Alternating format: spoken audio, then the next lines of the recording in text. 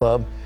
You want a prediction, and that is they're going to have a contested election, a convention of the Republican Party, and the one who emerges probably isn't going to be one of the front runners. It looked like Donald Trump was on the way to an easy victory, and then after Wisconsin, he was dumped pretty badly. And whether he can recover in New York remains to be seen. But the voters in the Badger State gave Ted Cruz a major victory over the Donald. Trump still has the most delegates, and we'll just see what happens. But my bet would be brokered convention and another candidate emerging. Wendy? Exactly. The big question now is, are the Republicans headed for a contested convention this summer? Gary Lane brings us this look at the race for the White House. It wasn't a knockout punch, but Senator Ted Cruz delivered a major blow to Donald Trump's effort to secure enough delegates to win the Republican presidential nomination before the GOP convention. God bless the great state of Wisconsin. Wisconsin Republicans gave Cruz the nod over Trump, 48 to 35%. Ohio Governor John Kasich came in a disappointing and distant third, winning only 14% of the vote. Tonight is a turning point. It is a rallying cry.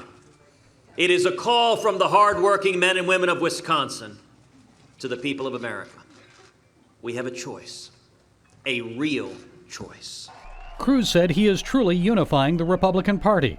Donald Trump responded, saying there's no party unity, just an anti-Trump initiative led by the GOP party establishment. But American voters may now be moving toward favoring Cruz over Trump. A new Reuters poll shows Cruz leading Trump for the first time nationally, 39 to 37%.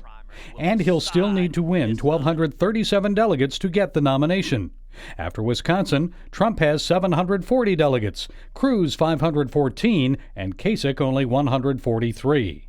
Meanwhile, on the Democrat side, Badger State voters made Hillary Clinton feel the burn. We won in Wisconsin.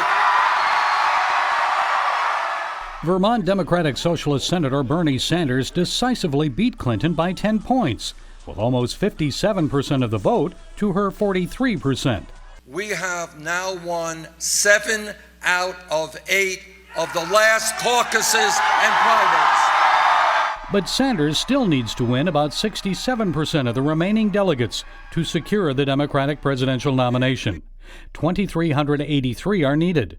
Currently, Hillary Clinton has 1,743, Sanders 1,056. And while the momentum may now favor Sanders and Cruz, much can change in political campaigns. GOP frontrunner Donald Trump and Democrat Hillary Clinton are both expected to win New York when voters go to the polls there in the next 2 weeks. Gary Lane, CBN News.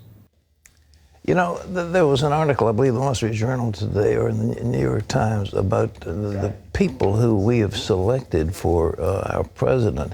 And the trouble is, it is so dirty and it is so nasty that the average really upstanding person does not want to engage in that kind of mudslinging. They don't want to get into that battle. We have made it so unpleasant, and the press has been so relentless in destroying the reputations and the lifestyle of the candidates. I know what it was to be one, and I know what it was to have the Washington Post and all the Washington establishment coming after you. I mean, it's just horrible what they do. And as far as the Democrat Party goes, they'll destroy anybody. It doesn't matter. It's just dirty. And so the average person doesn't want to get in. So who do we have as our candidates? They're all flawed, you know. And it looks like we're going to have a story tomorrow. I'm going to show you what the polls show as to who can beat Hillary Clinton in terms of the Republicans. And neither Cruz nor Trump can do it.